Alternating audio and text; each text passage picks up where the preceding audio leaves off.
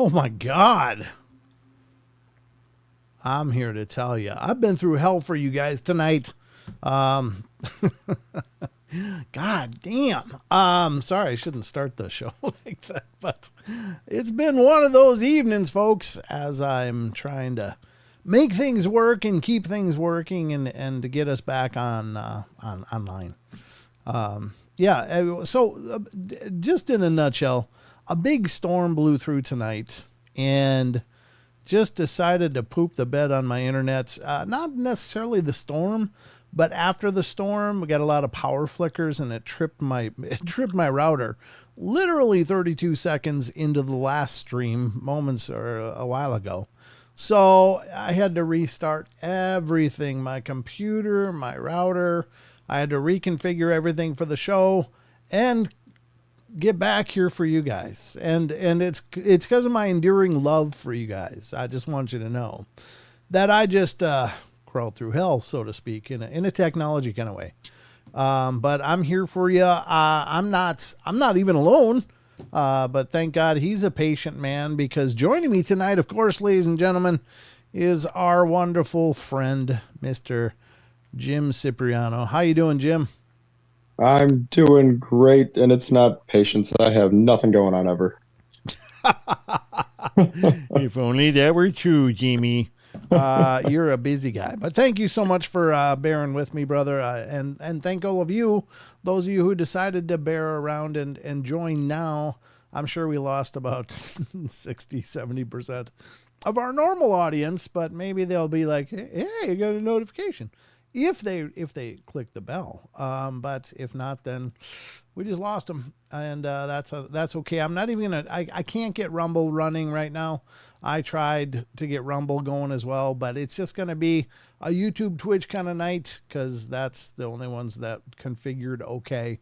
Rumble was being a pain in my tail, and I was done wrestling with it. So we are live, absolutely unrehearsed, and all of the turd sandwich that we could handle in one night. But let's just say all it can do is get better, right? All it can do is just go up, right, Jimmy? Isn't that the way it works?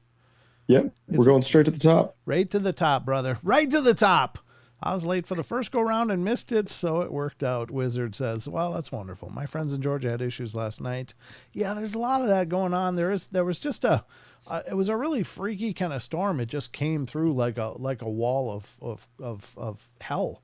I mean, it was just like all of a sudden big gusty winds and pouring rain, and then a lot of up here I mean, we have a bunch of conifer trees, so anytime a wind picks up, there's trees laying.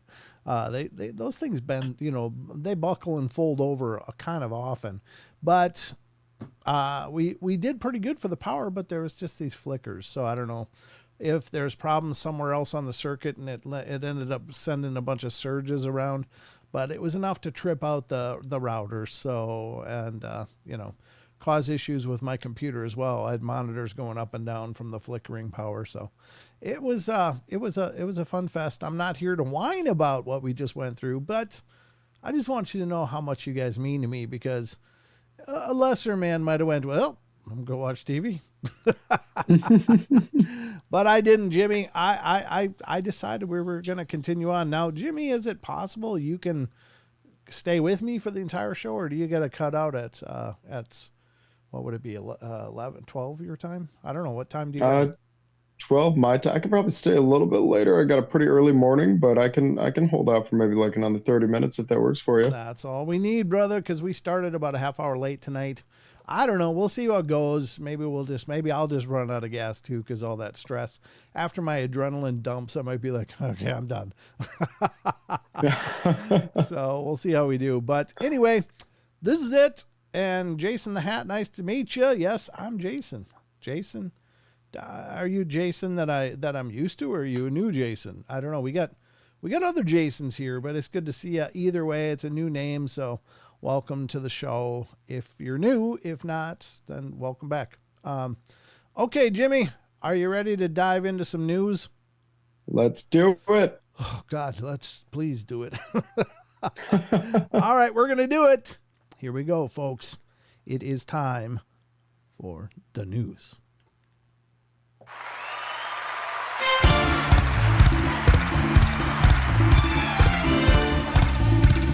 We've talked a few times. Well, nice to talk to you again, man. Thanks for coming in.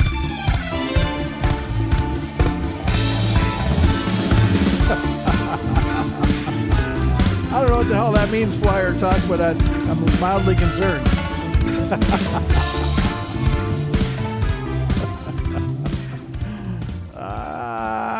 It's time. That's not an ad. Grandizer. That is the transition wheel into the paranormal portal. Ooh, look at that. I got to reframe Jimmy here because he's all over the map. Let's get him. I just got that cool gangster lean. Well, it's actually the screen was cutting off right at the forehead.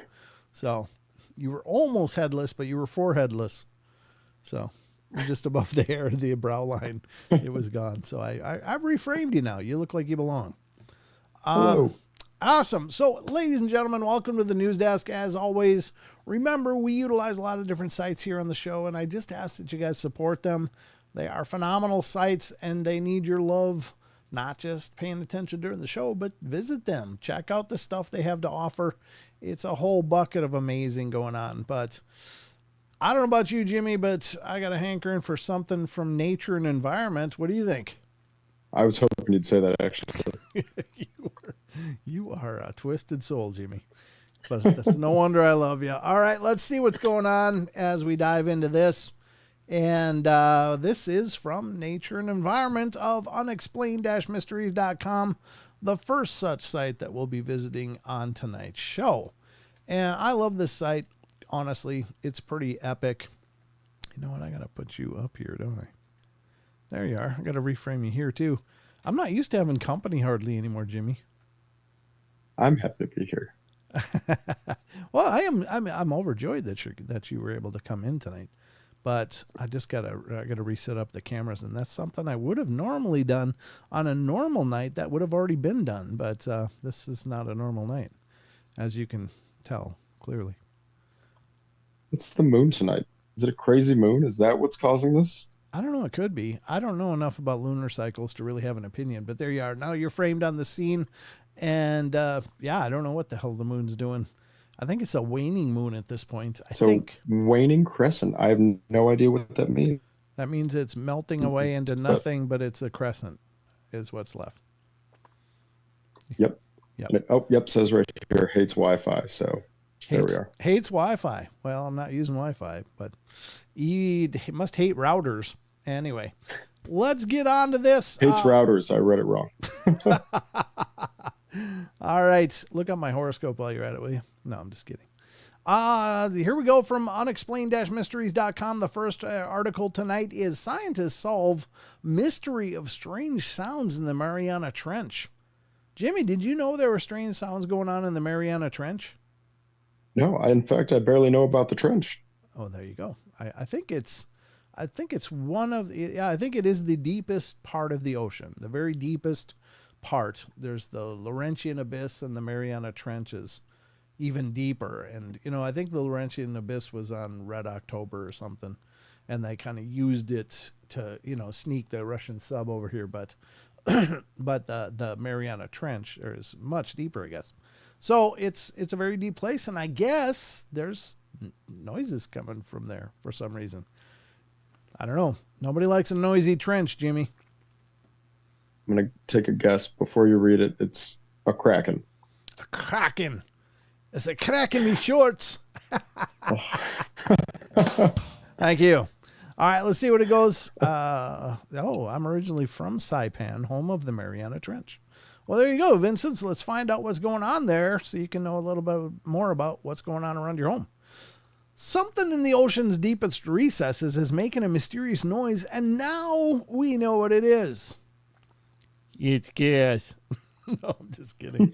The phenomena had remained an enduring mystery for some time, with scientists first picking up the unexplained sounds over 10 years ago in the Mariana Trench, which descends almost 11,000 meters down. That's like 30 maybe 40,000 feet. I don't know what that works out to be, but that's a long way, Jimmy. It's a long way. That is a lot of water on top of you. The sounds have been described as a low rumble followed by a high-pitched note, suggesting that the culprit may be some sort of large sea creature that is unknown to science. I'll bet you that's not what they're going to tell us pretty quick here, though. Most recently, in an effort to get to the bottom of the mystery, the National Oceanic and Atmospheric Administration, or NOAA, get it? NOAA, NOAA. Thank you. That one was intentional, believe it or not. No way. Decided to use an artificial intelligence to analyze over 200,000 hours of audio recordings in order to determine what sort of creature it might be responsible. Now, at least the answer has been determined. The sounds are those of bride's whales. Oh. I don't even know what the hell a bride's whale is. Let's see. These huge ocean-dwelling mammals can be found around the world and grow up to 50 feet in length. Scientists now believe that their enigmatic calls are used to help the animals locate one another underwater over large distances. And this would explain how they were being picked up such a long way away. The discovery demonstrates once again how artificial intelligence can help solve long-running mysteries by analyzing large amounts of data far more efficiently than any human could do alone. Who knows, perhaps one day soon AI will enable us to translate what these whales are actually saying. Oh, there you go. I'd be interested in hearing what they're thinking about, Jimmy. What about you? It's dark down here. Yeah.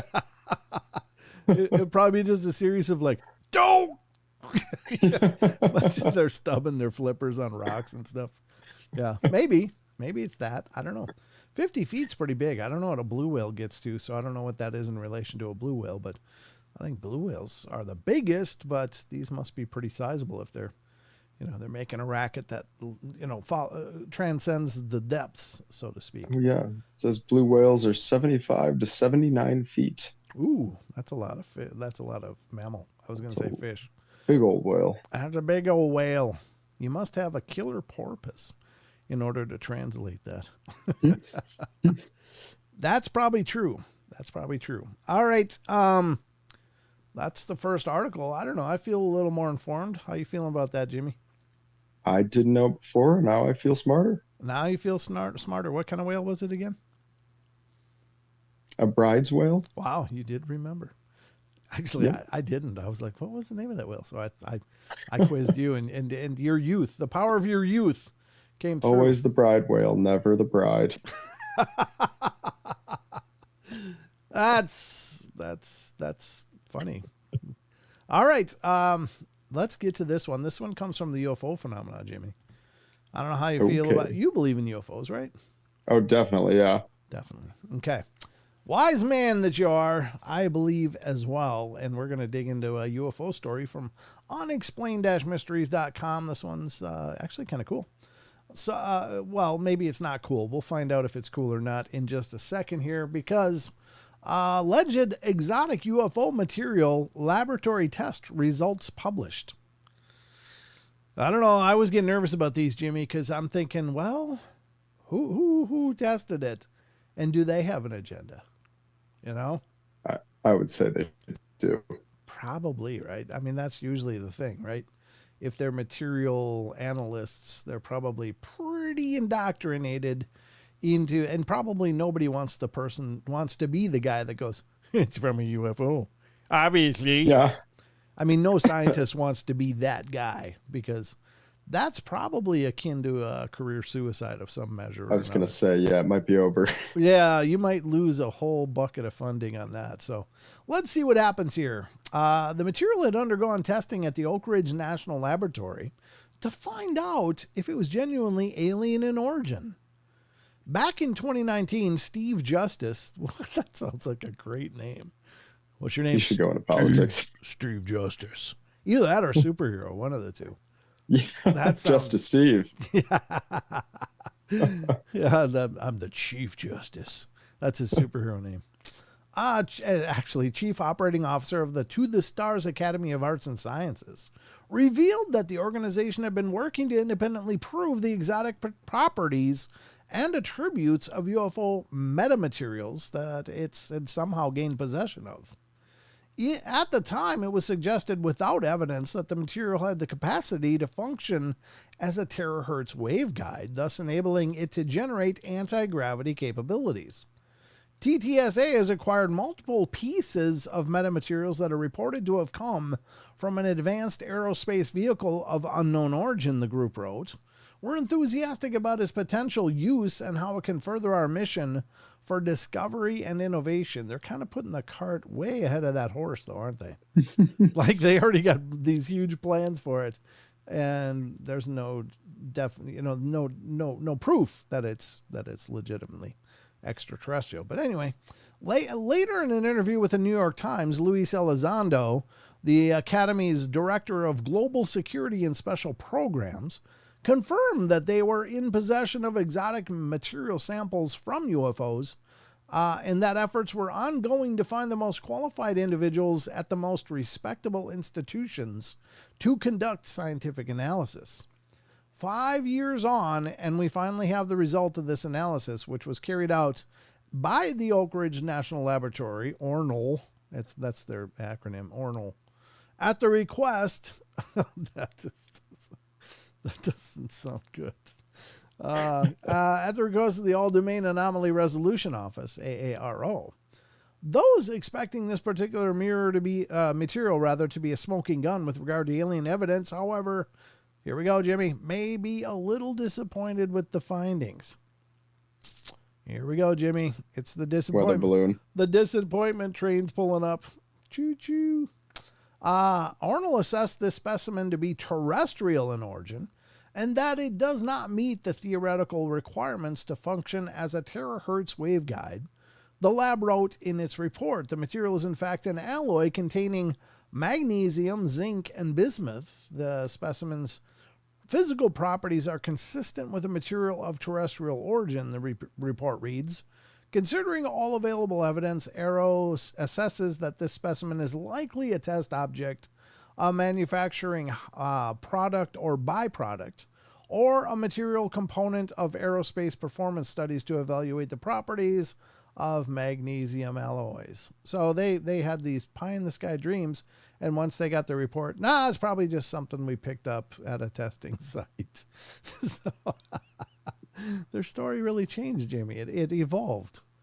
They had all these dreams and hopes for this material, and then when it came back, that was nothing. Oh yeah, well clearly that must have been something NASA threw away that we were found in the dumpsters, you know.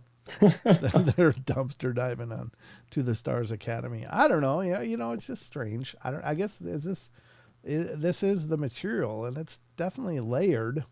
Yeah, could be some test alloy. I don't know what the hell. What the hell do I know? But I wasn't expecting nothing anyway, so I'm not really that disappointed. We still don't have adamantium. No, we don't. No vibranium or adamantium yet. Maybe someday though, Jimmy. Just wait. I'll hold my belief. I'm here to tell you, if they had adamantium, I hope one of the first things they make with it is a razor that will last forever. Like you just can keep cutting whiskers all your life, and that thing will stay razor sharp. I would love it, but I feel like the big razor would never let us have it.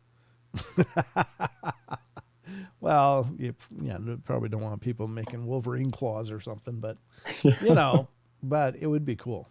All right. So that's the second article tonight, and what a Lulu that was.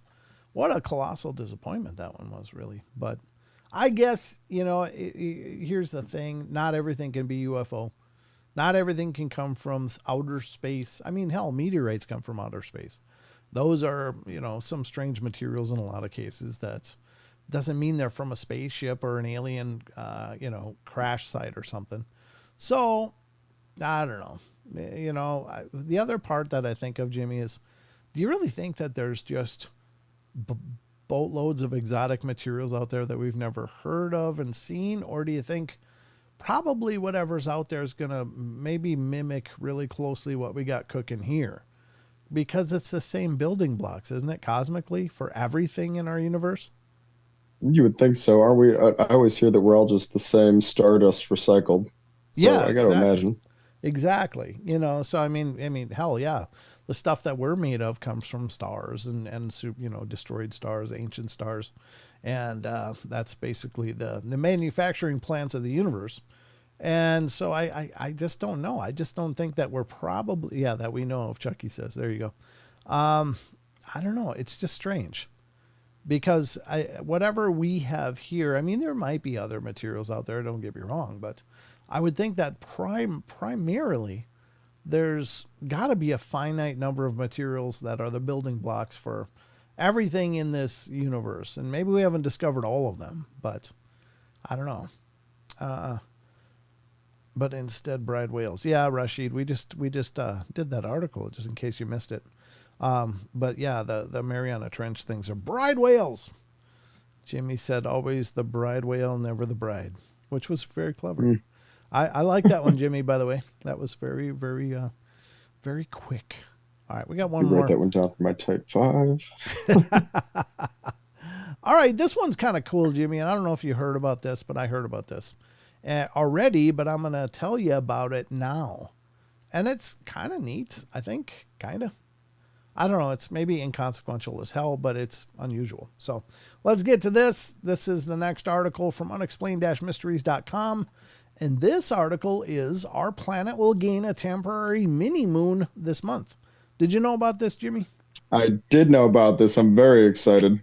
Okay, very cool. Yeah, it's probably not something anybody is really going to see unless you are using some really incredibly powerful telescope, because it's pretty small, but we're going to pick up a mini moon for a month or two. Let's see what it says. The moon will be joined by a second natural satellite for a short time beginning this Saturday or Sunday. If I could read, it would be more accurate. It says you would be forgiven for thinking that the moon is the one and only natural satellite to ever to orbit our planet, but now and again, something else comes along that becomes a moon in its own right, at least for a brief period of time anyway. Beginning on September 29th, a small asteroid dubbed, God, that's romantic names, 2024 PT5, will become a mini-moon as it enters into orbit around the Earth before heading off into the void once again on November 25th.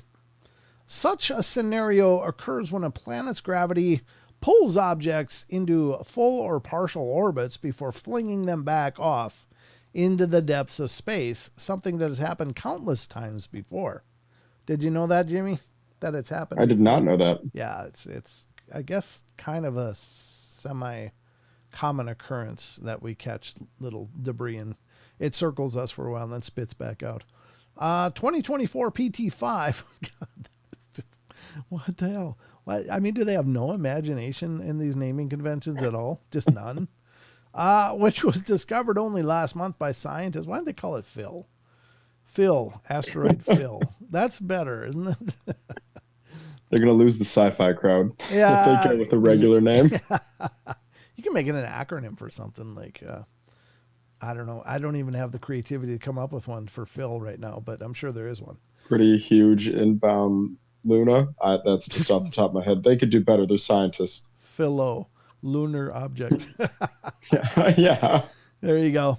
It was discovered last month by scientists with the Asteroid Terrestrial Impact Laser Alert System. Wow, they need a better name for that. Measures a mere 10 meters in width and could, in fact, be a fragment of the moon itself. Where'd they come to that conclusion? After it leaves us, researchers believe that we won't see it again until 2055. We're going to miss him. We're going to miss Phil. But there you go. There it is. I don't know. Do we get an extra horoscope then for that month? How long did they say it was going to be here? It didn't really say it leaves us, after it leaves us, but did it say when? How long? It only last month, blah, blah, blah. I didn't hear when. Here we go. 4 days until it arrives. Yeah, so it's coming. I guess it's going to be here. I don't know. It's only 10 meters, though, so it's not very, very big. But, you know, it's going to be a dinky thing, but it'll be orbiting us all the same. Are these the same people that told us that we'd be able to see a tool bag dropped on a spacewalk? I don't know. I'm not sure. That's funny. That's funny. Yeah, it probably is the same people, to be honest with you. I don't know who's writing this stuff, but I know we got it from unexplained-mysteries.com as a republish, and by God, what a good one it is. So I guess, Jimmy, that's going to wrap up the news. I'm feeling good about that. How you feeling? I'm feeling good. All right. Well, with that, let's jump into the rest of the show. Here we go.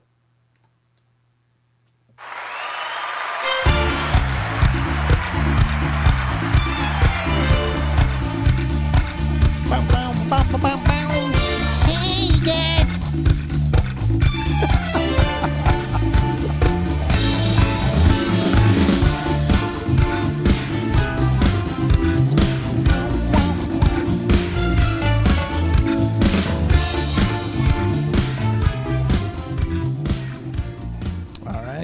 Looks like we made it through the news, at least, without anything crashing or going to hell. So that's good. We got that going for us, good. Jim. Yeah. Some solid momentum. We need solid momentum after that solidly crap start. Literally 32 seconds of stream, and it just pooped the bed. It was like, really? Oh, God, my blood pressure just went. It's just that, you know, it's always a possibility that streams will just go sideways. I mean, we're at the mercy of so many things to do streams. All I can control is just right here in front of me. Like, do I have things pulled up? Am I ready to go? That kind of stuff. But God, when that happened, it was just like, boom. Like, no. It was a horror movie, Jimmy. It was a horror movie. I know. I was still on, and I thought that it was on my end. So I was just sitting here patiently, not knowing what to do. I wasn't sure what to do either. I just knew, and then of course the minions upstairs. Yeah, lost internet. Like, yeah, we all did. Sorry, your Fortnite round got screwed up. Meanwhile, I've got people waiting for a stream, but yeah, I don't know, Jimmy. I don't know, but we did recover. I'm glad you guys were patient and stuck around for us. I guess there's 44 people, so that's not bad considering. I'm sure there would have been more, but they probably all just went, well, nothing going on here. Good job announcing it. Did you catch that, Tommy, when that I announced it? I don't know. I was I was in reaction mode, really. But Chucky did reach out to me, and I said, Chucky, this is what's going on. He goes, you want me to post it on Discord? And I'm like, yeah. And then I posted it on Facebook as I was waiting for the reboots. So, yeah. Oh, I'm glad you caught it. Yeah, it was just a pain in the testicles. Anyway, I don't know what the hell I'm going for here, but I did have, I don't even know. You know what I realized? I didn't open one other browser that I'm going to need open. Let's hope this goes well. Cross your fingers, everybody. Where the hell is it? Good Lord. What is this? Oh, I just got crap all over the place. It's just such a triage mode. All right, let me pull this up. Let's hope the Brave browser opens okay. It might get a little laggy here, folks. If it does, don't worry. It's just the browser opening eventually. What the hell's going on? Is it opening? God, this computer is so tired. I've got 64 gigs of RAM in this thing, too. Can you believe that? And it's still just, it's not doing real well. It wants to do good. It's trying. It's trying, Jimmy. It's truly trying. All right, well, I know I've opened it. We just got to wait for it to open because that's where all the articles are, folks, that I'm going to try to read to you next. And it's coming. It is coming up. Okay. Slowly but surely. So, Jimmy, what have you been up to? Oh, I know I said I had nothing going on, but way too much. I've had way too much going on. Weddings. Everybody's got a wedding. Yeah, that seems to be a big trend right now. People getting married, huh? It's wedding season, and I'm 31, so I feel like it's been wedding season for 5-6 years. Is there a lot of biological clocks ticking in your age group? Yeah, I think so. This might have been the last one. I don't know. I think I might be in the clear, knock on wood. I don't know. I think there's another one coming up sometime. Oh, yeah. No, we're going strong. We're going to be like, I don't know, we're at 9 years right now. And we're just, we're just being chill about it. Well, that's cool. That's a good way to be. That is a good way to be. Yeah, this is it. This is what I wanted to read. But this is the article I actually wanted to read. Because I got an article I wanted to read to you, and it's actually coming from Sasquatch Chronicles blog. But it's not really, Brent needs a new computer. He does need a new computer, Aussie. That is true, and it needs to be just a beast. Because I do digital video editing, I do audio editing, I do CGI development, all on this poor old computer that's about 7 years old now. She's barely keeping up with me. And I did what I could to, give her some help and boost up the RAM and put on an additional hard drive and stuff. But it's just, technology's dated, Jimmy. They want you to buy stuff. Yep. Everything has a shelf life. Fancy one. Yeah, I know. I need a real fancy one. You're right. You're right. I have to go out and start collecting aluminum and see if I can save up enough for a new computer. We'll see. Either that or, I don't know. I don't know what I'm going to do. Go out with a hat and sit on the corner. Need a new computer. Will work for computer. Yeah, but not hard. I will not work hard. Just a little. All right, here we go. We're going to get to this article from Sasquatch Chronicles blog. And this one's kind of cool. I don't know what the hell's going on, but it sounds really bizarre. Sounds like the kind of thing that we could use over here. Like in my yard, it'd be good. But what is it, Jimmy, that I'm talking about? Well, let me just show you. Are you ready, Jimmy? I'm ready. God, I got to frame you up again. Every frame, because Sheldon sits on one side and you sit on another, and then ne'er the two shall be met. There we go. I have the lower back of a 75-year-old man, and it needs to move. I'm sorry. No, you're fine. It's just your general positioning. It's been pretty consistent that you're in the same area of the screen. It's just in a totally different area than Sheldon is. So I have to keep reframing it. But now you look good. Now I can see you. All right, so here we go, folks. This is the article from Sasquatch Chronicles blog. Special thanks to Mr. Wes Germer. Check out Sasquatch Chronicles. Obviously, it's just an amazing site. Yep.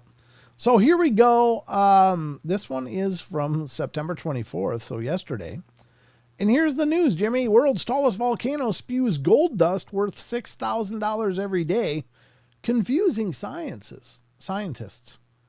It says the Irish Star reports Mount Erebus, the world's tallest volcano located in Antarctica, is causing a stir among scientists with its daily ejection of gold.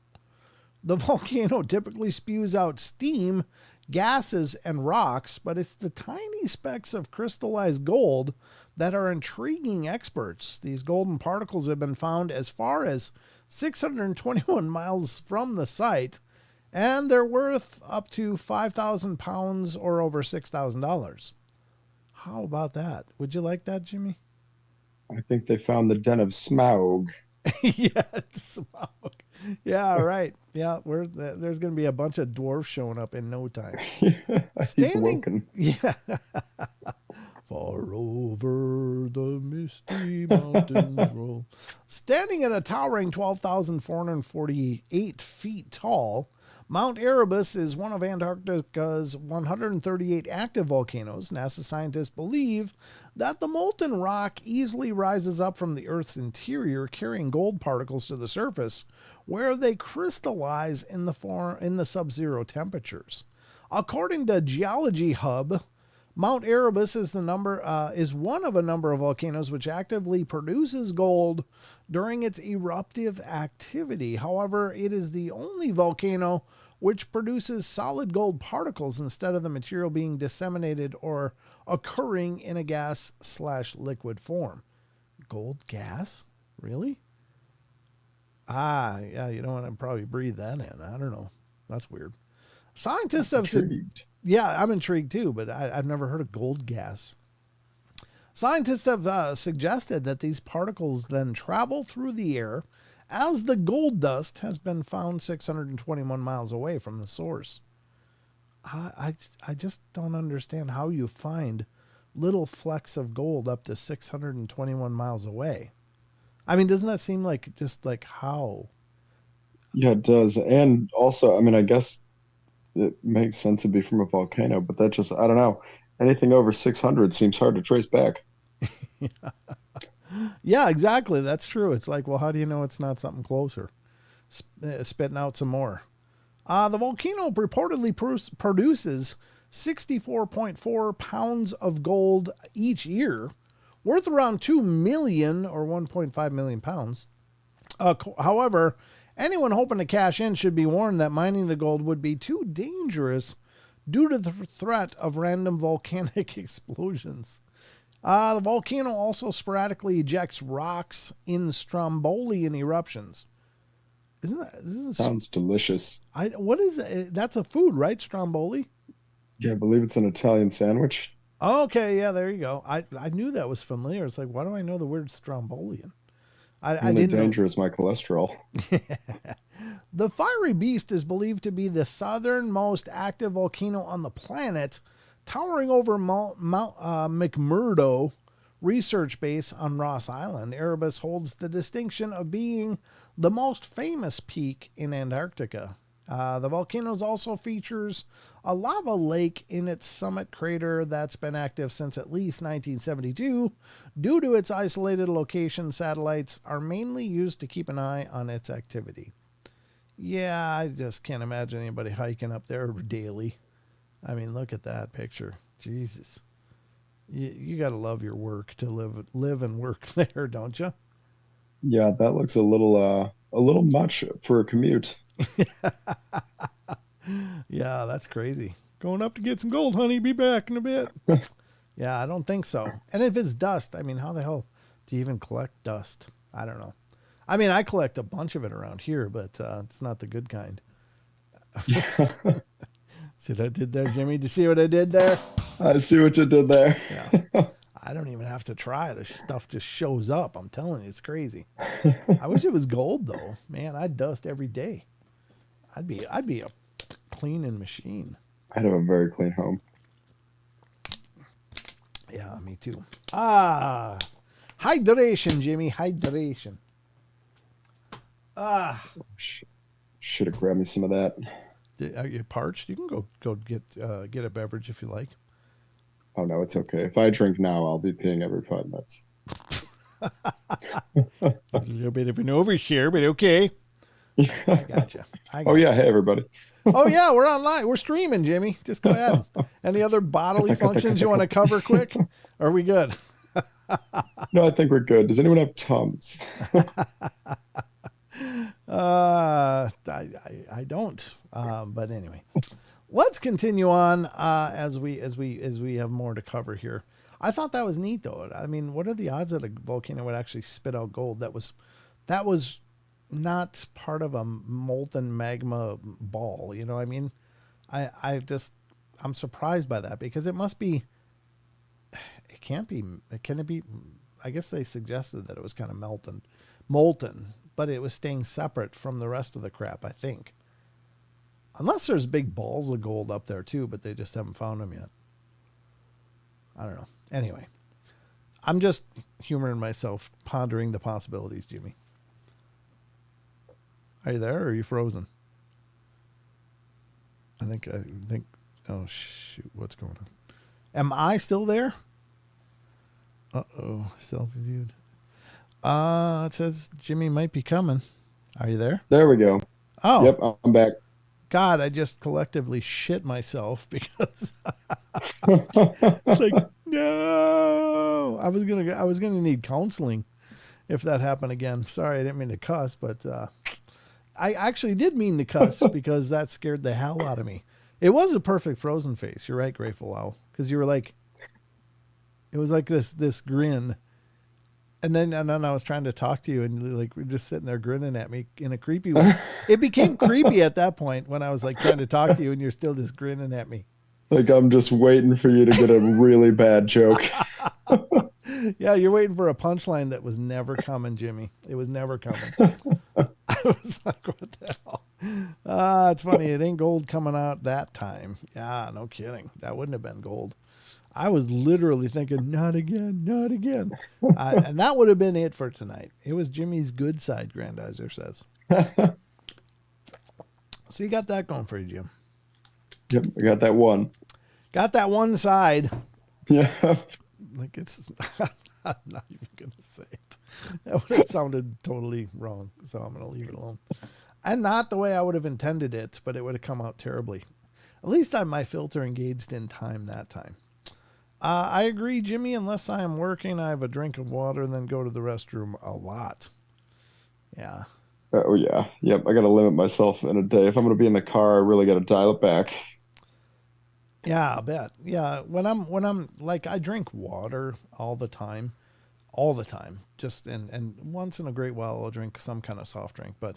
But when I'm driving, like if I have to do a long drive, I have to drink soft drinks because they're the only thing that I can drink that I don't have to like piss every, 5 miles. It's like, I'm gonna try that next time because Michaela's drinks a gallon of water a day and I cannot get behind it. yeah, that's a gallon. Seriously? I mean, literally, she drinks, I would say a minimum of a gallon of water a day. Yeah, she's going nuts. She's a hydro homie. Well, she's got to be careful that she doesn't desalinate her blood. I actually had a friend that did that. Yeah, you can desalinate your blood and go into shock. And people have gone into organ failure over that. Too much water. You actually wash the electrolytes out of your bloodstream. And oh man, I'm gonna come back so cocky and be like, I told you so. Well, let's hope that she's okay. But yeah, you got to be careful with water. Unless she's at least got to be taking in electrolytes while she's doing that. I'm just saying. I had a friend who was hospitalized for several days because he drank like a gallon and a half or 2 gallons of water in one day, and his body was shutting down. He had to be emergency rushed to like an hour and a half away at a hospital from here because he was in critical condition. Yeah, and she's much smaller than he is, so. Maybe I'm exaggerating. She's got one of those big old hydro flasks. Okay. Well, just encourage her to, make sure to take in some electrolytes somewhere. Just saying. That's good health consciousness. But yeah, you can actually wash the salt out of your blood and it'll cause everything to shut down just like you're dying. It's terrible. Do it right now. You hear that? All right. Told ya. Give me a Coke. It's going to hear a car start. All right. Let's move on. I think we're going to hit the cryptids now because, God, what time is it? 8:28. So we're about an hour in. That's about right. Are you ready for some creatures and cryptids, Jimmy? I'm always ready for them. I know you are. But what am I? Sorry. It was like funny in my head for some kind of stupid reason. I'm not even sure, but it was hilarious in my mind. I'm such an infant. Same reason that I can't let somebody go when they say do on accident. How do you say that on accident? Give me a something context. I do. Oh, seriously? They say that? Yeah. I've never heard somebody say that, but I wouldn't let that go either. That's like the low hanging fruit. It's like, oh yeah, I got to pick that. Yep, I always have to. All right, folks, it's time.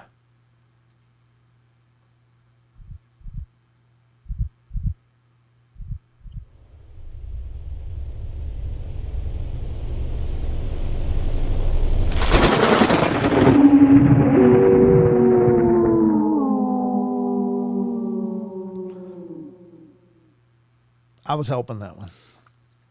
Yeah, I heard that. Could you tell it was me? Or did it sound like I was a wolf? I was going for a wolf, but no.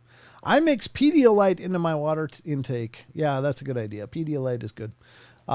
Just something to put some crap back. It's important because you're washing out a bunch of it. All right. Anyway, it's your duty. What's your duty? All right. Anyway, it's time to go to the cryptid corner, ladies and gentlemen. We're going to be visiting a couple stories over on Sasquatch Chronicles blog, and then we're going to dive over into Phantoms and Monsters. Some of the first one that I'm going to read from Phantoms and Monsters really isn't cryptid related, so to speak, but it is cool. I think it's really cool. I've been trying to find positive stories to go into once in a while, and I'm going to try to center you here because I've got a lot of shoulder there and not much else. So I'm trying to balance you, Jimmy. There we go. Now you're balanced. Now you're fair and balanced. All right. But I think it's a good story. I hope it is. I haven't pre-read it, but judging by the headline, it looks good. So we'll see what that says in a bit. Because, ladies and gentlemen, if you're new to the show, I don't pre-read any of this stuff. None of it. I am reading it for the first time with you guys right here on the show. So, and that's why I absolutely train wreck on some of these names. But you know, I like discovering the story along with you guys. I think that's fun. So I hope you understand if I screw up a bunch of names once in a while. That's okay, I think. But let me know what you think. If you'd like me to really pre-read and rehearse these things, or if I'm doing okay, let me know. But we're going to dive into this. We're going to head over to Sasquatch Chronicles blog first, because he's got a couple over there. A couple of listener emails. First one is from today, September 25th. So I think we're going to dive into this, Jimmy. Let's do it, right? Yep, I got my scuba suit on. Like zoink scoob. All right. Jinkies. Sorry, that's the only film I can do. All right, here we go. The first one is September 25th. A tall, dark figure at the window. A listener writes, I live in Southwest Virginia, but after college, I took a job working at a fish hatchery in Idaho. Ooh, this is my neck of the woods now, Jimmy. While staying at a remote cabin in October of 2022, did you hear me squeak? That was almost pubescent. I wasn't going to say anything. I just think it's important for me to do that to myself so that some dickhole on the internet isn't like, oh, you sound like you're got a face full of zits, or something. Anyway, in October 2022, I saw something through my kitchen window early one morning, and I was living in the Nez Perce Clearwater National Forest out by Lolo Pass. Nez Perce is just south of us. Just south of Coeur d'Alene, I think. So that's the Nez Perce, I think. I'd gotten up and walked into the kitchen to turn on the coffee pot. And while walking in the kitchen, there was a tall figure in the window looking inside. It took up most of the window, and it was dark, so I couldn't make out a ton of detail besides the outline of a head and shoulders. Since the experience, I have moved to West Virginia and now am a deputy of a rural county. And I was wondering if you'd ever heard anything about sightings near me. I work the midnight shift, so don't be afraid to text me late at night. Sorry I'm not the best at typing my thoughts out. I spoke to the witness and he's agreed to come on the show. Well, there you go. He won't have to type. That's a great picture, by the way. This is why I love AI renderings, because they make it so easy to put really cool pictures up. Right, Jimmy? Yeah, I'm a big fan of that. Despite people saying it's not art, I can sit there and look at it for hours on end. Yeah, I think it's fascinating. I mean, I don't give it the same reverence as an artist creating something by any measure, but I still think it's a really quick and clean way to generate visuals for material. Like I'm doing a video podcast now of this week's Ghost Stories show. And, I've got to, otherwise it's going to be me looking at a camera and looking at a script and back and forth. So I got to create visuals while I use, I think it's Google's Gemini. That one works pretty good. They don't do a real good Bigfoot though yet. I got to figure out a good Bigfoot. Check that out. Yeah. And it's free. That's my favorite price, Jimmy. Free. All right. Well, yeah. I'm definitely just going to use it then. But I think it generates some pretty cool stuff. They don't like doing humanoid shapes or human approximations.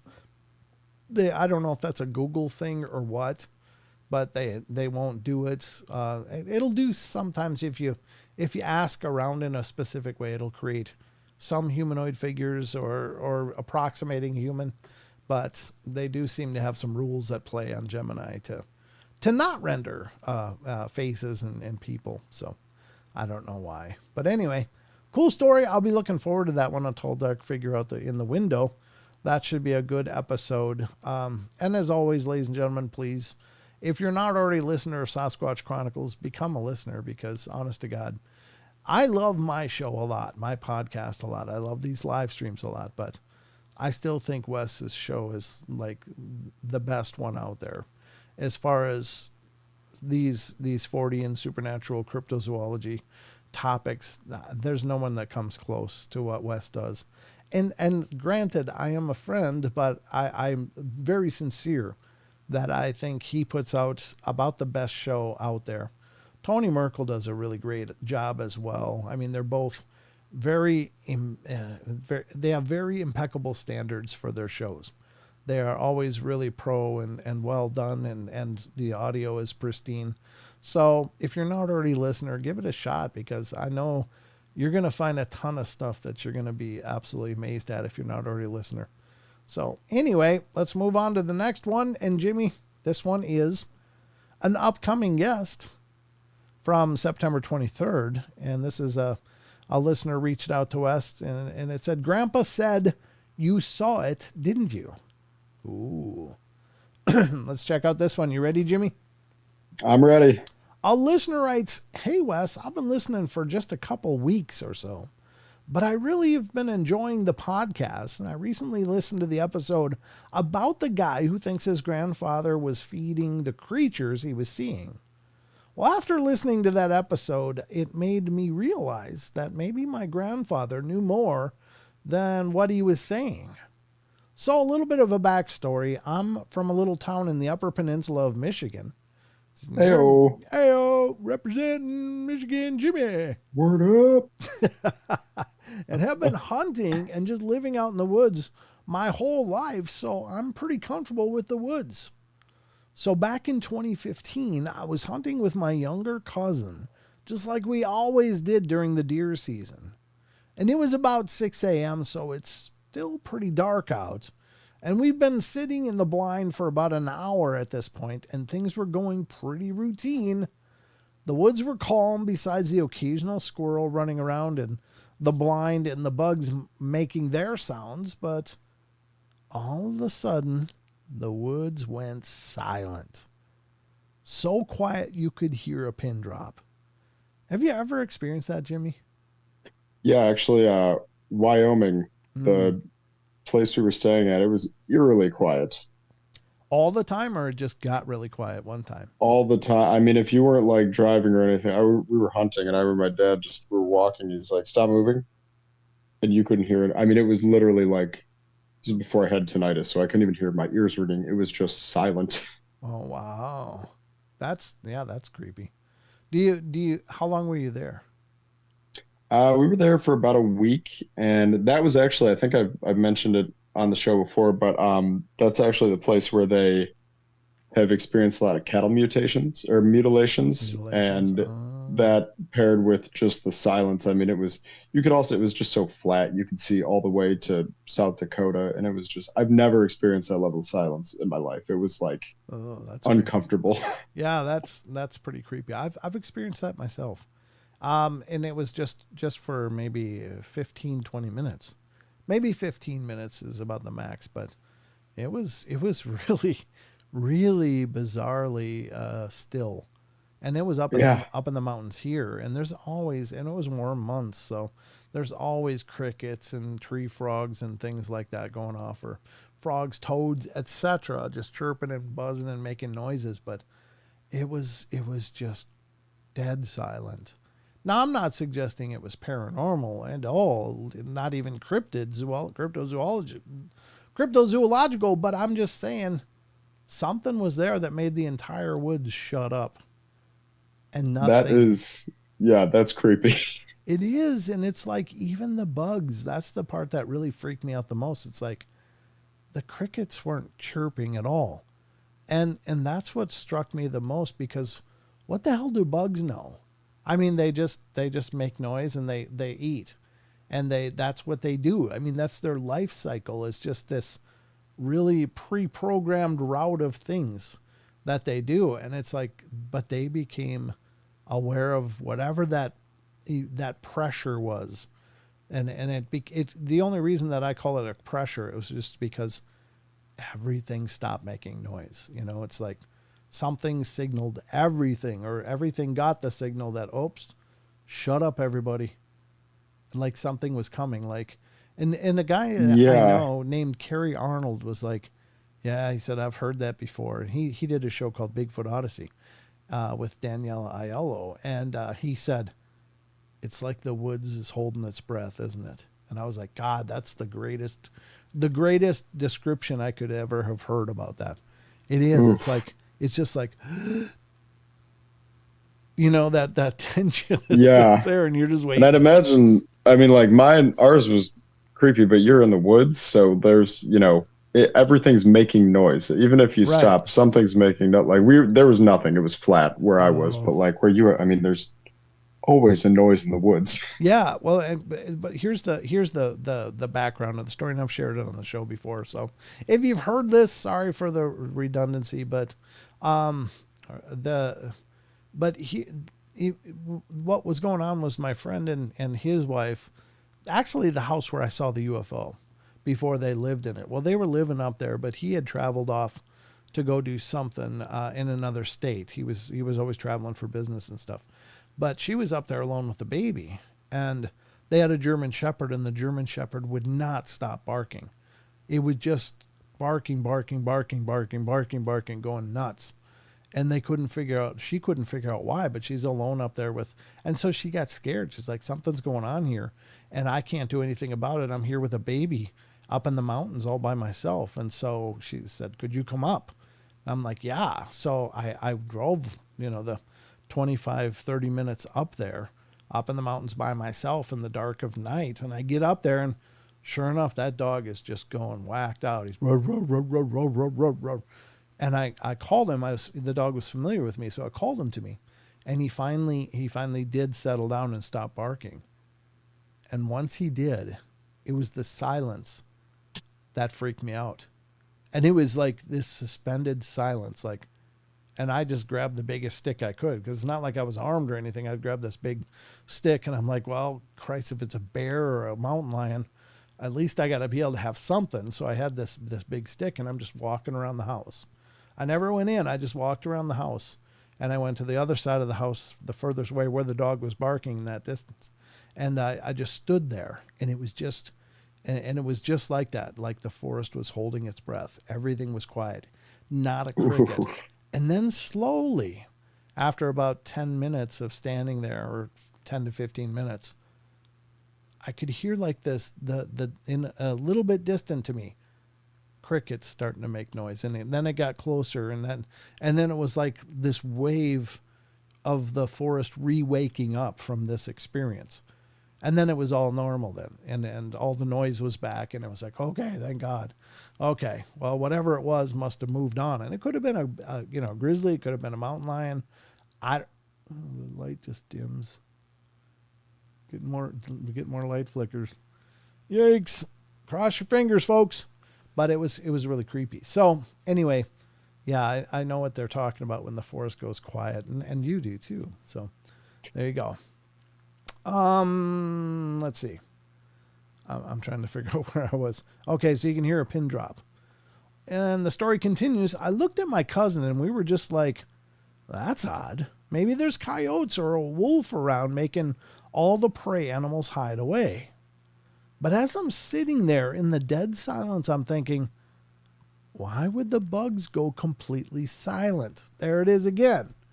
That's exactly my mystery. It's like, what the hell makes the bugs stop?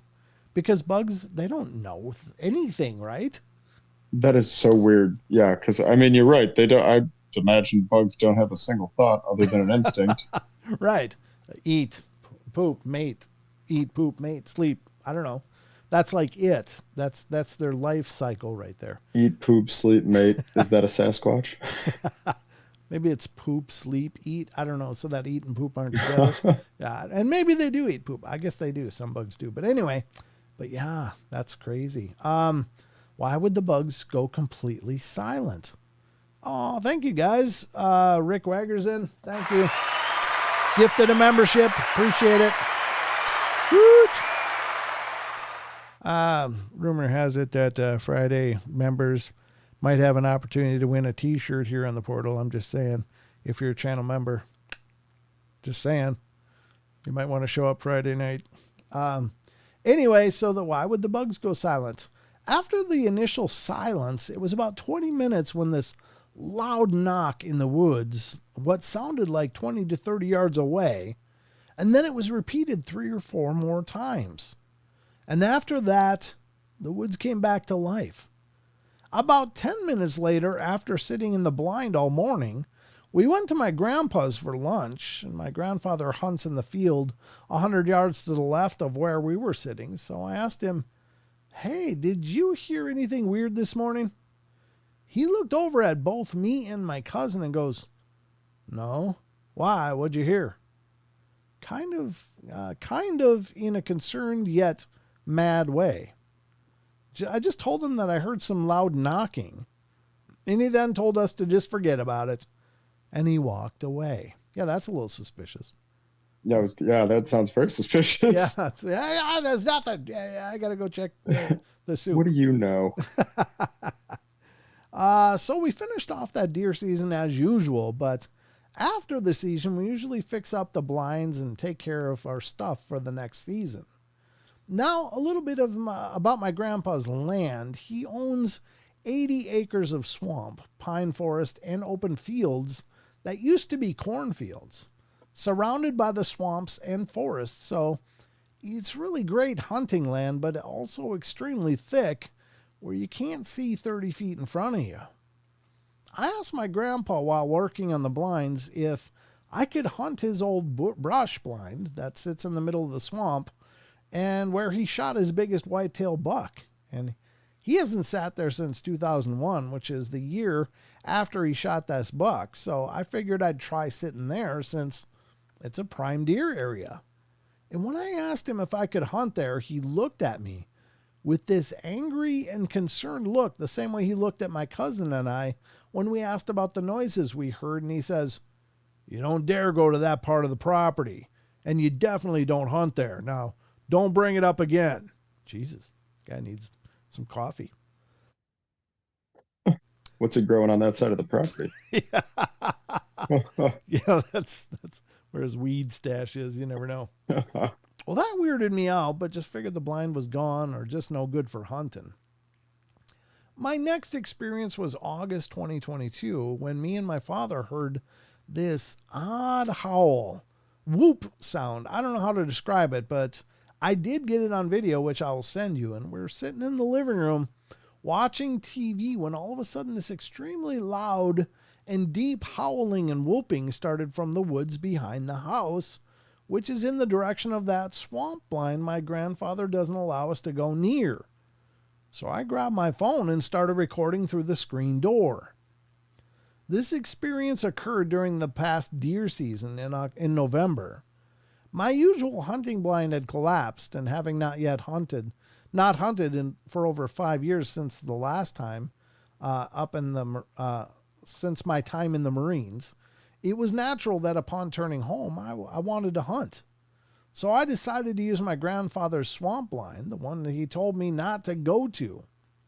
Now this is around 5 p.m. and I walk in to the blind and get situated. And I was sitting there for about an hour and a half when I start hearing a grunting, almost like a bear. Well, the woods are dead silent, not a bug humming, when I noticed this hairy bear-like animal by a big toppled over pine tree. And this tree had been dead for a while, so it was reddish brown, and this animal was crouched half behind it and looking towards me. Well, I grabbed my binoculars and looked at this thing. When I looked at it, I could see it wasn't a bear. It then stood up on 2 feet, and I'm about 50 yards from this thing. And this thing stood up. It was like nothing I had ever seen before. It was massive and just super muscular. I think I might have jumped in my chair when it stood up because it turned away and started running, and this thing was so fast. It was there 1 second and gone the next. I sat there in silence just trying to rationalize what I just saw. About 5 minutes after it ran away, I heard this blood-curdling scream that made me freeze. Well, I then called my grandpa to pick me up and he asked where I was, so I told him his old blind.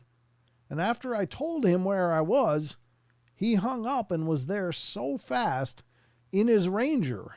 As I was getting into the side-by-side, we heard that thing scream from what sounded like right next to us. We drove off so fast.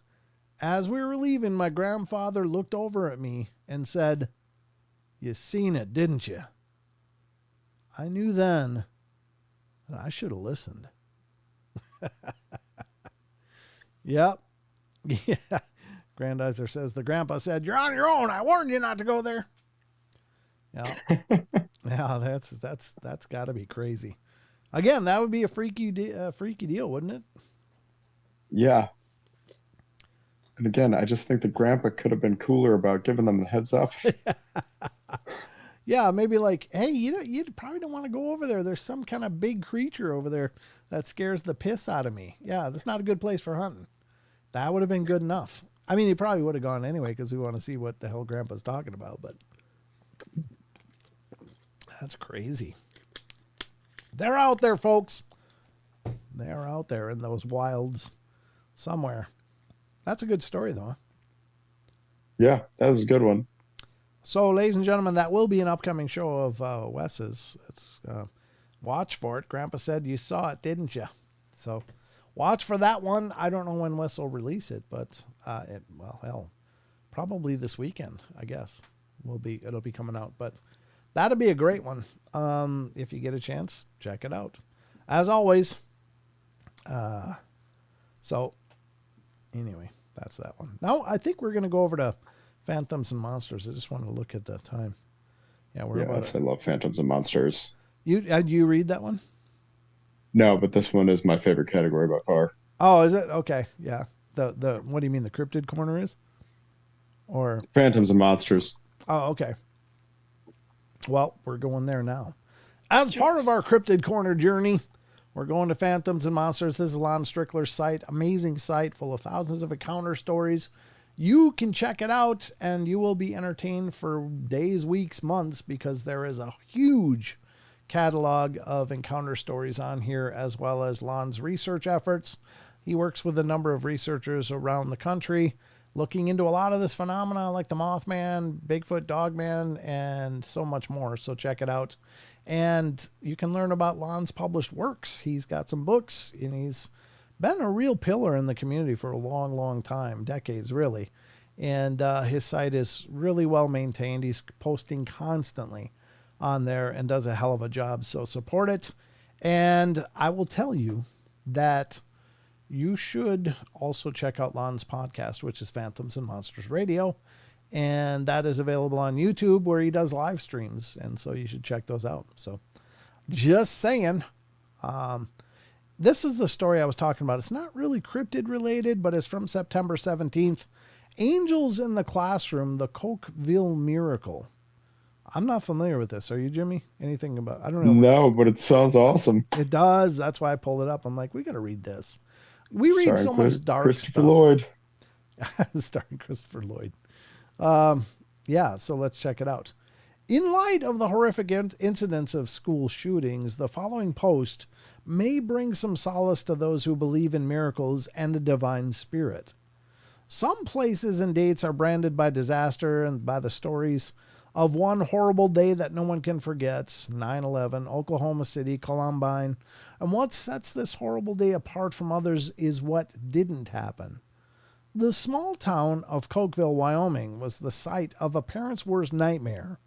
On May 16, 1986, when a mentally disturbed man and his wife entered an elementary school with guns and a homemade gasoline bomb. Oh, God, why a school though? I mean, what kind of broken do you have to be where it's like, well, yeah, I'm gonna make a statement. It's like, no, you're not. You're just gonna be a freaking piece of crap. Just a monster. Anyway, the man's name was David Young, a former town marshal. And he'd been the tiny town's only police officer for 6 months in 1979. And when he was fired for misconduct, well, he moved to Tucson, Arizona, and he and his wife returned to Cokeville in 1986 and carried out their insidious plan. Young had a manifesto called Zero Infinity and proclaimed this is a revolution. Yeah, sounds like he's all there. As he and his wife took an entire generation, over 160 children, and teachers hostage and wouldn't release them until he was given $300 million in a personal phone call from Ronald Reagan, the President of the United States. Sure. What the hell? What a demand. Yeah, I mean, yeah, really. Keeping all the children in a single room and standing in the middle of it, the Youngs began a standoff that would last 2.5 hours. David left the room, leaving his wife alone, and it was then that the bomb went off, instantly killing Doris. The bomb had been on the shopping cart, and though it was homemade, it was powerful enough to destroy a section of the school. Moments before the explosion, Young handed the shoelace and clothespin to his wife and went across the hall to the bathroom. What's the shoelace and clothespin for? I don't understand. Doris Young apparently didn't realize how sensitive the trigger mechanism was and accidentally caused it to go off. The blast knocked Williams off of her feet. The room erupted in chaos as children ran screaming in the dark, smoke-filled room. While many kids, including her friends Amber Kemp and Brandy Prowse, escaped through the window, Williams crawled towards a light at the doorway, and she crossed paths with David Young at the door, and he tried to grab her shirts, but the tide of running children prevented him, and she escaped, but saw flames on her shirt and felt an odd tickling sensation on her shoulder. She started rolling to try to put it out, but the burning sensation only intensified, and she was saved from further burns when some teachers found her and slapped out the flames. And they told her then to run. Running towards the blast, Young started to randomly spray the area with gunfire. Some kids were grazed by whizzing bullets, but none were hit. Wow, that's awesome. Through the chaos, everyone was eventually accounted for, except the Youngs, and upon finding his burning wife, Young shot her and then returned to the bathroom and took himself out. The miraculous thing is that despite the shooting and the detonation of the bomb, the Youngs were the only casualties. Some children and teachers suffered severe flash burns from the explosion and minor bullet wounds, but were all alive. Then they are casualties still, though, if they took any kind of injury, right? They're just I not would think so. fatalities, yeah. In the last 20 years, this event has become known as the Miracle of Cokeville. The story runs deeper. Bomb experts called out to the scene and were stunned. They couldn't figure out why the school was still intact when a bomb that size should have obliterated the entire side of the building, leaving everyone, the hostage takers and the hostages, all deceased. How was that possible? To this day, no one has provided an explanation, and the children and teachers were alive, and that was all that apparently mattered. Then the children began to tell stories of angels who appeared to them and instructed them to move to a corner of the classroom because the bomb was about to explode. Some reported seeing beautiful figures in white, while others said that they saw long-dead relatives telling them not to be afraid. Many said later that there was an angel in the room for every child and that each was protecting their charge. Some children said that they didn't see anything, but rather heard disembodied voices telling them that the disaster was about to happen and that they would be spared. Glenna Walker's children saw a beautiful lady who told them to go near the window right before the explosion. When looking at a picture in a locket later, one of the children identified the lady as Walker's deceased mother. What is that? Ooh. I don't know what we're looking at here, but Amy Bagasso Williams was a fifth grader at the time of the incident, and recently she said, "You come to realize that there are no coincidences. Too many things happened to the point that all of us survived that day. It was not an accident. It was a loving Heavenly Father who had a plan for all these children. He prevented it from turning into a horrible tragedy." Williams had third-degree burns on her face, neck, and back because there were no more than 75 injured. Ambulances were dispatched to Montpelier, Idaho, Kemmerer, Wyoming, Evanston, Wyoming, and Utah. Her parents drove her to Montpelier, where the hospital had not received word of the bombing. "Get prepared for a long night," William's father told them. Williams was lying in a hospital bed, and she learned two Melchizedek priesthood holders were going room to room giving blessings, and she asked for a blessing. The blessing said Heavenly Father was there and watching over us, and that He loves us, and although this terrible thing happened, and my body was burned horribly, that I would heal and have no scars, Williams said with emotion. The scars I would have to overcome would be scars of forgiveness and trust. Well, there's some pictures, I guess, from the scene. Her pediatrician didn't think such a promise was realistic, but Williams, feeling the same peaceful feeling she had felt earlier, believed the blessing, and new skin grew in, and to this day, she has no scarring despite several severe burns. "It was a miracle. I healed completely. Nobody has any idea I was in the Cokeville bombing," she said. To commemorate the 20th anniversary in 2006, a group called the Cokeville Miracle Foundation compiled a 500-page book of accounts by many people who lived through the fateful day and titled it "Witness to Miracles, Remembering the Cokeville Elementary School Bombing." Susan Fiskus, Carla Toomer, and Shameen Peterson gathered information for the book. Survivors and residents of Cokeville were invited to a town celebration, and some talked about the event for the first time in 2 decades. Wow. That's pretty cool. Wow. You ever heard of that, Jimmy? No, but that's right up my alley. That's so crazy. Right. It's really neat. I just love those stories because it's a wonderful intervention. You know what I mean? Yeah. And the healing completely from crazy injuries, that seems to be something specific to like angel stories. Yeah. Yeah. It's a very, very powerful thing.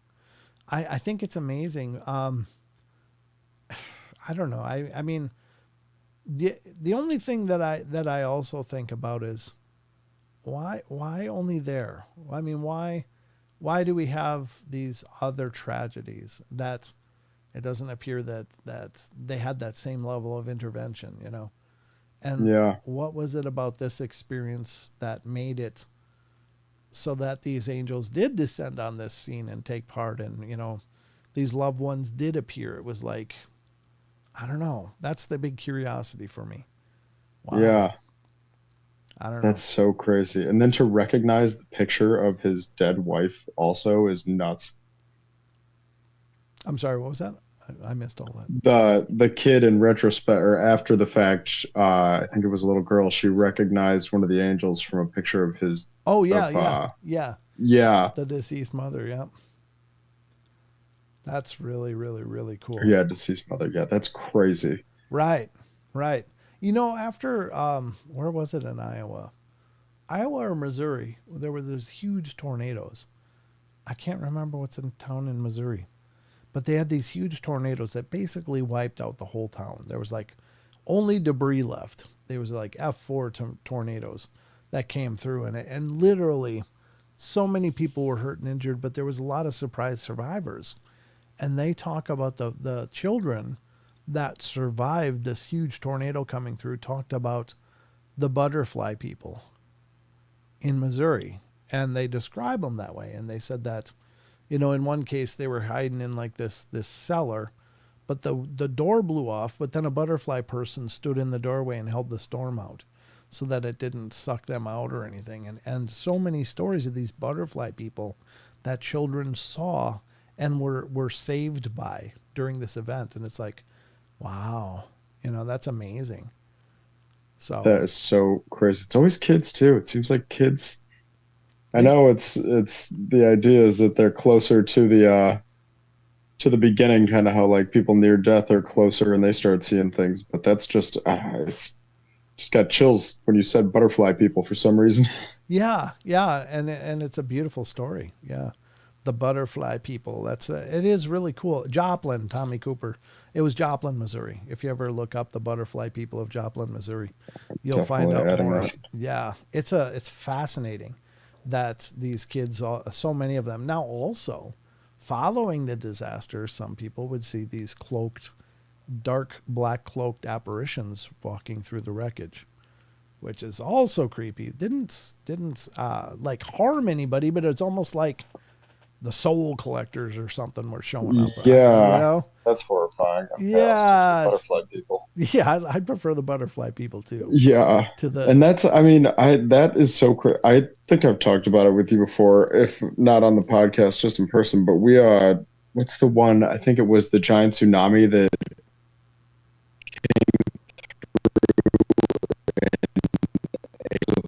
like, cab drivers picking people up and then they get to their destination, the cab's empty and stuff like that. But like yes, documented reports.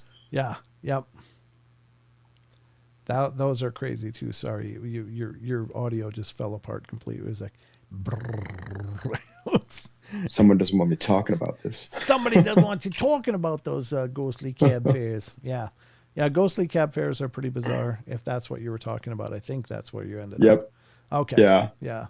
And it's strange. It's very strange, but it's also really cool to think that some of our ancestors may be looking out for us that way. Like, you know, just keeping an eye on the family, you know, making Yep. sure we're safe. I think that's awesome. Yep. Yep. Maybe you've seen the Oh, butterfly people, Jimmy. Just can't I remember. was just reading that. Yeah, I know. That is crazy. I've got some relatives, like my baby cousins, they've got some stories of seeing people before they don't remember it now. They've grown up a little bit, but they've got some stories from when they were younger of saying stuff like that. And we've got some relatives too that are very close that passed away that it would make a lot of sense. Oh, neat. Yeah, that's pretty powerful stuff. Yep. I have a similar story from back in 2013. I was seriously injured at work and heard a voice that I believe totally saved me. Oh, that sounds wonderful, Alora. That's incredible. It's awesome. Yeah, is it a guardian angel? Is it a spirit guide? What is it? Yeah. Or something else. That's really cool. No, it wasn't your internet. It was just Jimmy's robot voice. Turns out Yep. Jimmy's AI, actually, ladies and gentlemen. Jimmy's an AI simulation. It's very true. I am. No, he's actually intelligent. He's not artificially intelligent. He's actually intelligent. Could So give it a shot. looks like Brent has an issue. Oh, that's the old chat. I realized Rumble chat is still up, and there was a lot of talk when things went to hell. It's true, we did have issues, but that was the angel story. I just thought that kind of was a feel good one. I didn't pre-read it, but I read it with you guys, and I like that one. But wait, there's more. How about a giant story, Jimmy? I'm in. You're in? All right, hang on, because we're going in. Here we go, ladies and gentlemen. A giant story from Phantoms and Monsters. This one's from September 21st. I was going to say September 21st. I don't even know what that is. But that's how my brain works. Giant man encountered by military in El Salvador. That's pretty cool. Of course, there's lots of giant stories coming out of Afghanistan, both historically, traditionally, folklorishly, and apparently legitimately with some alleged encounters by armed service members of the United States military over in Afghanistan. Saw some things they couldn't really process. So pretty crazy stuff. But let's read this. Giant man encountered by military in El Salvador.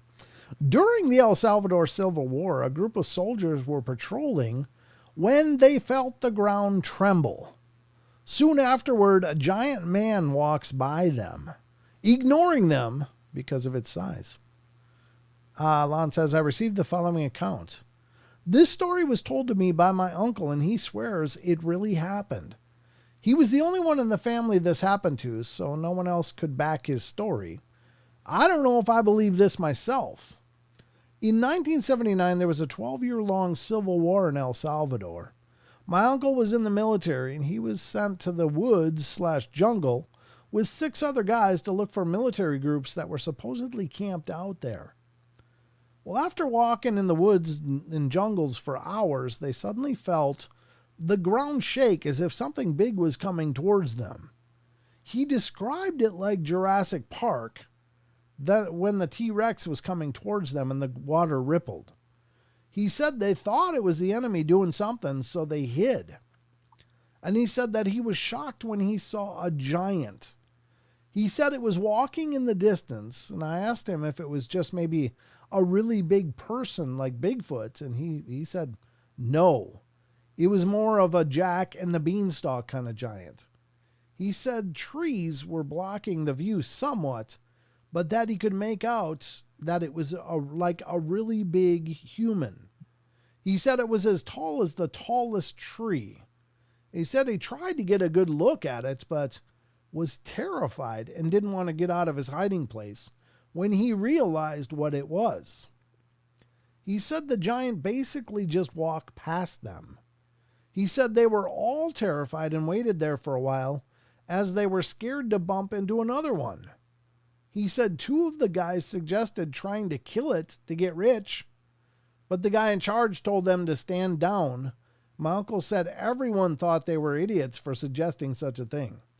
Yeah, no kidding. What's that? I don't know. Let's shoot it.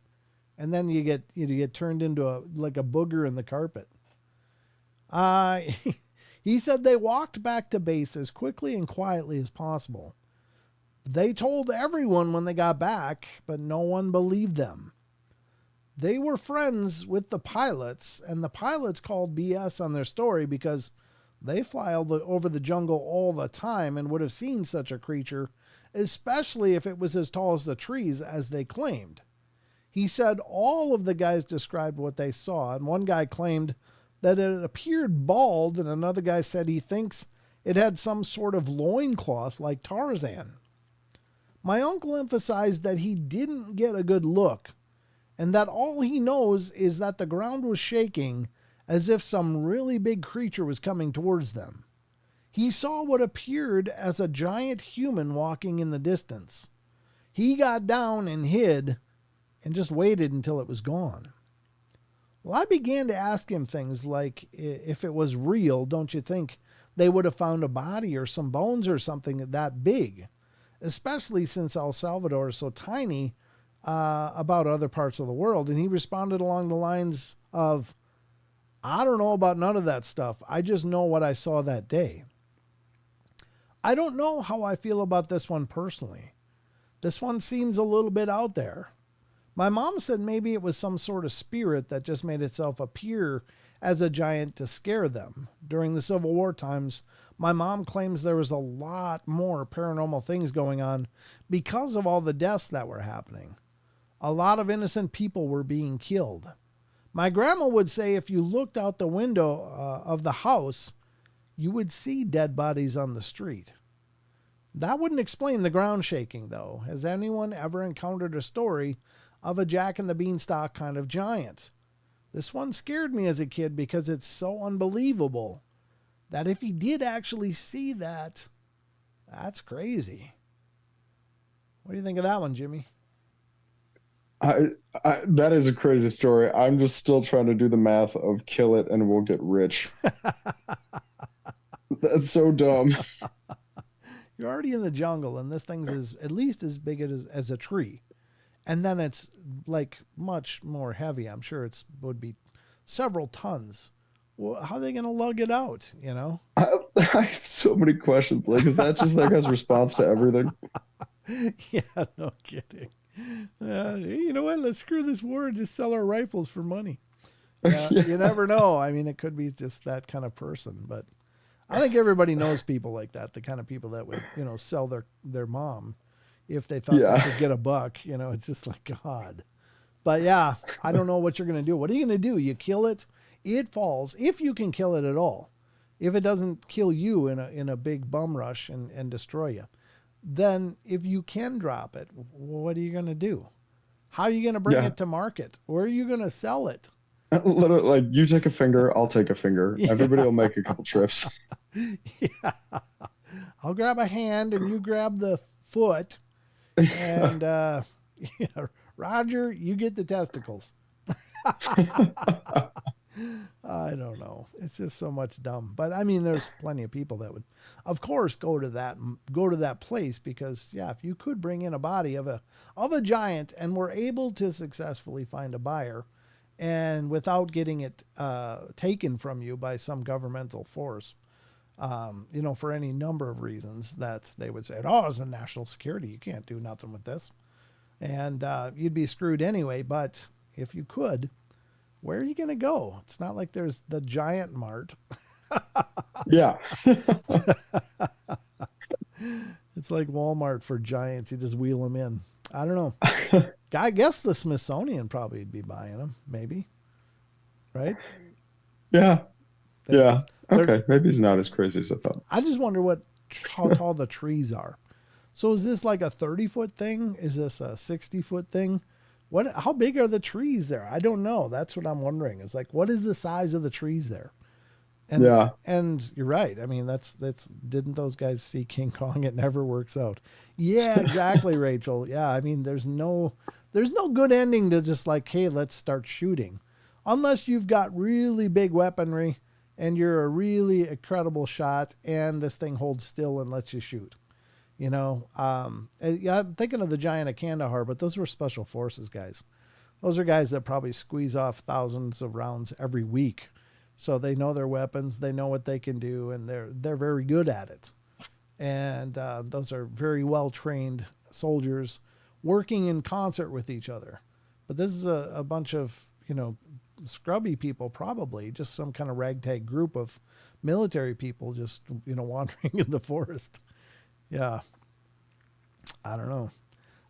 How old were these children? That unit in Kandahar could hardly get that one giant into the cargo net. I guess they're really heavy.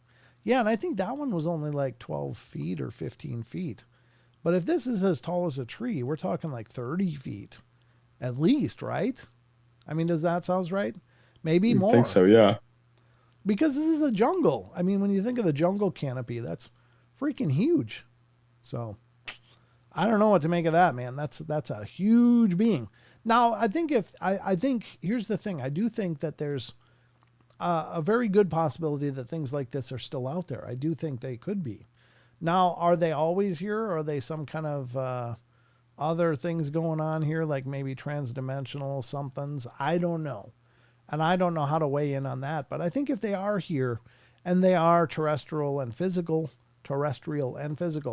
then they probably are largely subterranean creatures, because there's merit to that. Look, I fly over the jungle all the time. Well, I don't know what you're flying, but unless it's a kite, everything can hear you coming for a long way away. So Yeah. I think even a giant could duck and you probably wouldn't notice it, you know?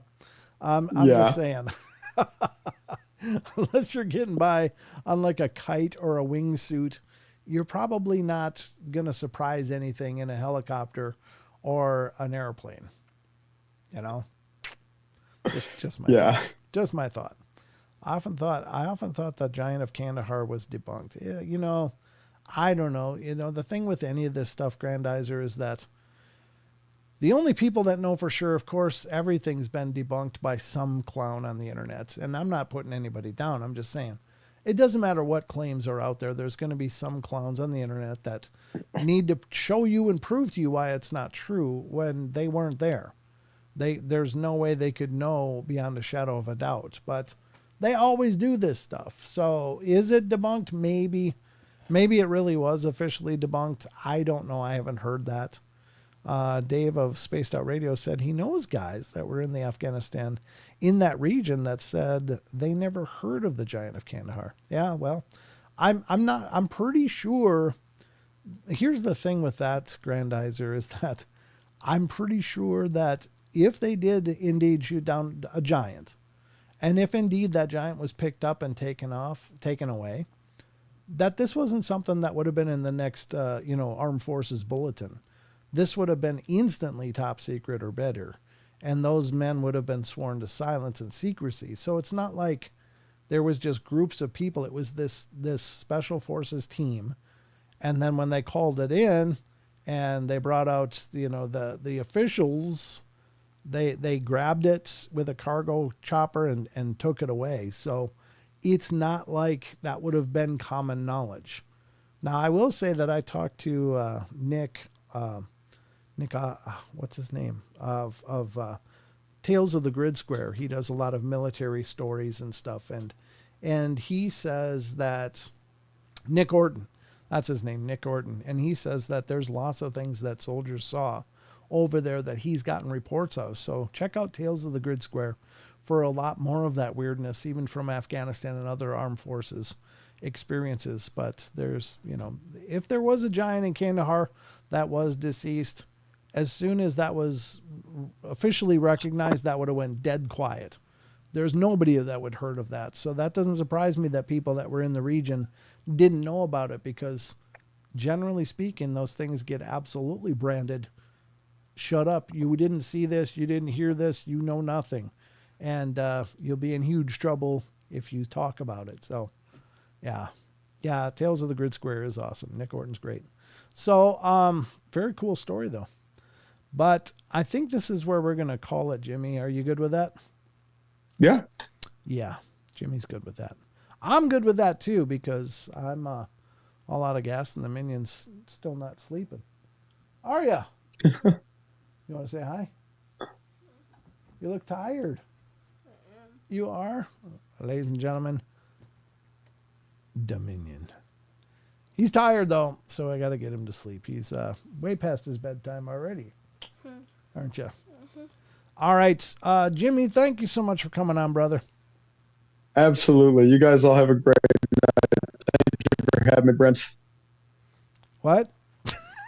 Oh, can you hear me? Yeah, I can hear you now. I said thank you for having me. You guys all have a great night.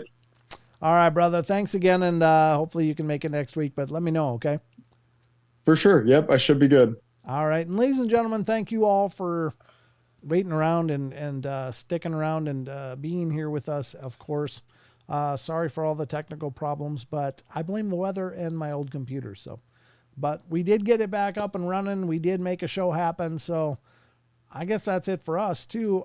Just remember, we love you all. Be good, be kind, be nice. Take care of each other, help each other out. Find the magic in every day and remember to laugh as much as you can. And that's going to wrap it up for us, folks. So good night. That's all I got. All right. Good night. Rolling the credits.